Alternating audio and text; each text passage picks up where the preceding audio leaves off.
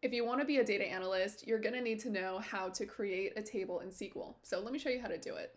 So I have a little outline here to keep myself organized. So we need to start with the statement create table. And then we need to give the table a name. So I'm creating a table about employee information. So I'm just going to name this table employees.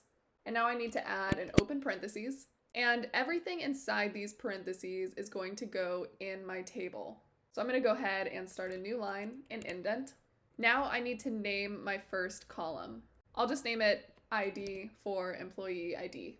Now I need to indicate the data type for this field. I want my ID field to be an integer, so I'm just going to type int. And lastly, I need the field's constraint.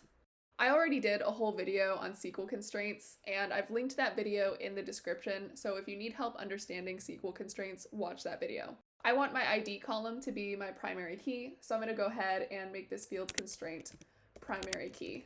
And now I'm just going to do the same thing for the other columns. All right, so now I have 4 fields or columns in my table: ID, name, age, and department. So what I've created here is an empty table. I don't have any rows of data, it's just 4 column headers. So to insert data into your table, we're going to use this second block of code template. So I'm going to start by saying insert into. And now I need the table name, which is employees. And now I need to indicate which columns I am inserting data into, which is going to be all of my columns. So ID, name, age, and department.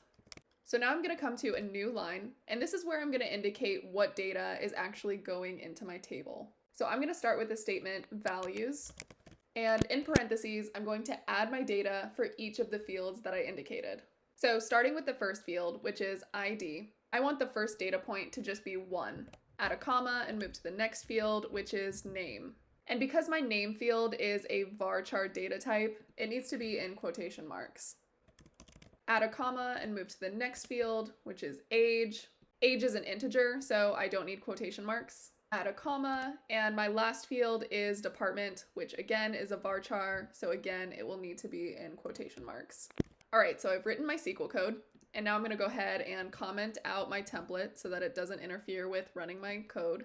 I'm also going to comment out this second block of code where I inserted the values into the table because I need to run this first block of code first. So I'll go ahead and click Run SQL. And of course my result set is empty because I didn't put anything into the table. So now I'll go ahead and run my second block of code. All right, so the code ran successfully. It's throwing an error because I accidentally ran it twice, but it ran successfully. So now I can pull data from my table. So now I can say select all from employees. And when I run my code, there's my table.